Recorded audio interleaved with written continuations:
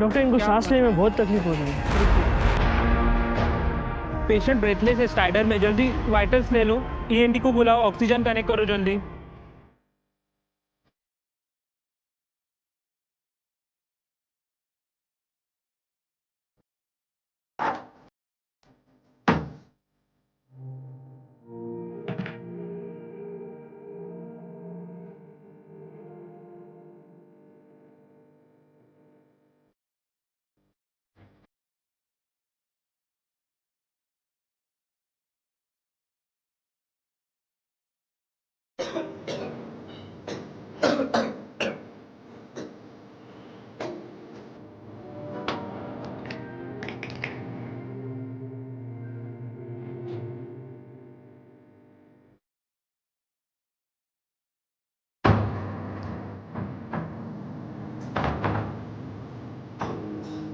Rupesh, Rupesh, Rupesh, Rupesh, Rupesh.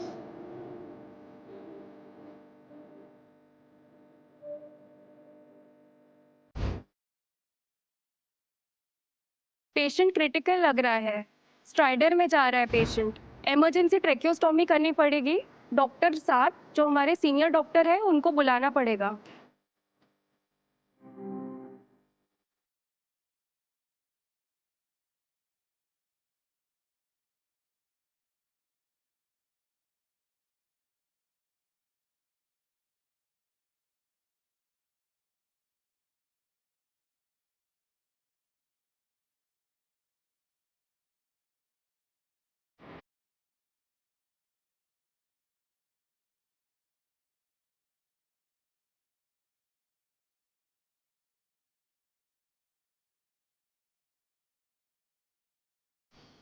Ma'am, this is a patient, 23-year-old male. He had come in the emergency with stridor.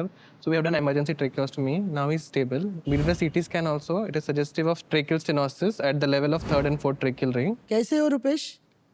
अच्छे हो? कैसा लग रहा है अभी? सांस ले पा रहे हो? बात नहीं कर पा रहे हो?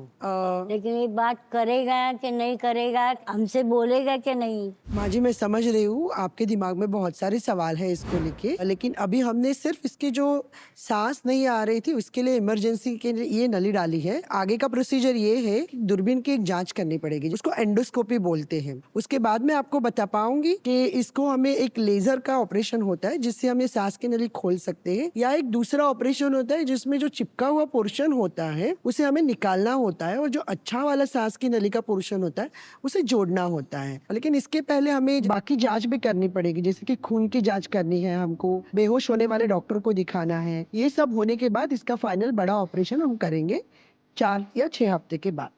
ठीक है? कुछ कहना चाह रहे हो रुपेश? ओके, कोई बात नहीं।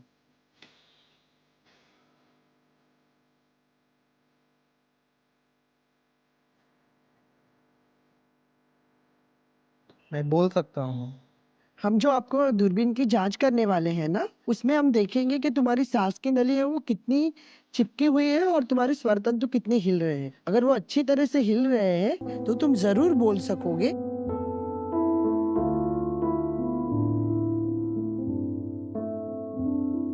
मैम, ये इसकी नली कब निकलेगी? जो हमने इसका एंडोस्कोपी किया था ना, तो इसमें क्या है ना, ये इसकी सांस की नली है जिसमें से हम अंदर जा रहे हैं। सांस की नली यहाँ पे इसकी छोटी हो गई है। जो पोर्शन छोटा हो गया है ना, उससे अपने को काट के 2 पोर्शन को जोड़ना है। तो अभी जैसे हमने देखा कि यहाँ से इसके स्वर तंतु हिल रहे थे ऐसे, और नीचे फिर सांस की नली शुरू हो जाती है। ये हम निकाल देंगे काट के, और ये जो अच्छी वाली नली है ना, उसको दोनों को एक साथ जोड़ देंगे ऐसा।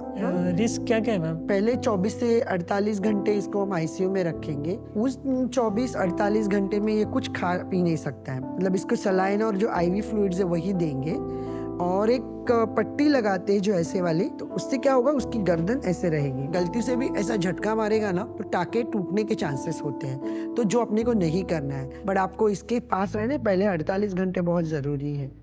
Thank you. ओके।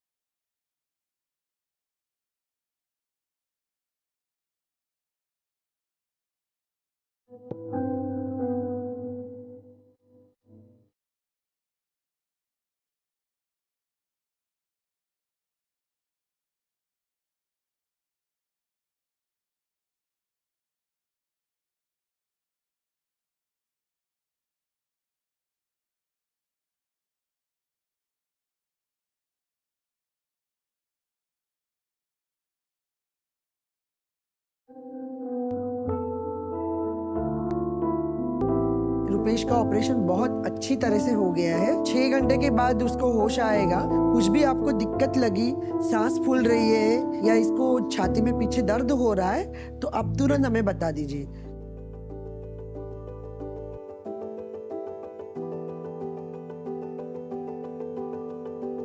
जैसे कि इस पेशेंट में हमने देखा कि इसने गलती से हार्पिक पी लिया था, तो ये आम बात नहीं है।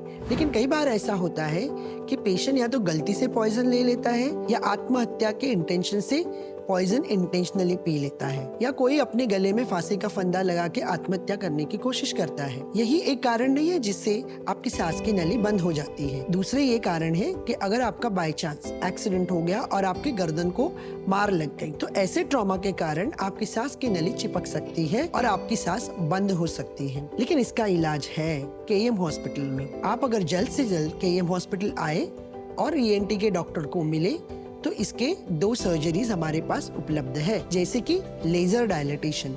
लेजर से हम जो चिपकी हुई नली है उसको थोड़ा खोल सकते हैं, उसको थोड़ा बढ़ा सकते हैं। दूसरी चीज ये है कि ऐसे में हम दूसरा जो सर्जरी सजेस्ट करेंगे वो है ट्रेकियल रिसेक्शन एनास्टोमोसिस, जिससे आपकी नली सांस की पहले जैसे जुड़ जाएगी और आप बिल्कुल खुली सांस ले पाओगे। इसी के साथ आप अच्छी तरह से बात भी कर पाओगे। अगर आपके कोई परिजनों को भी इसमें की समस्या है या कोई इससे जूझ रहा है, तो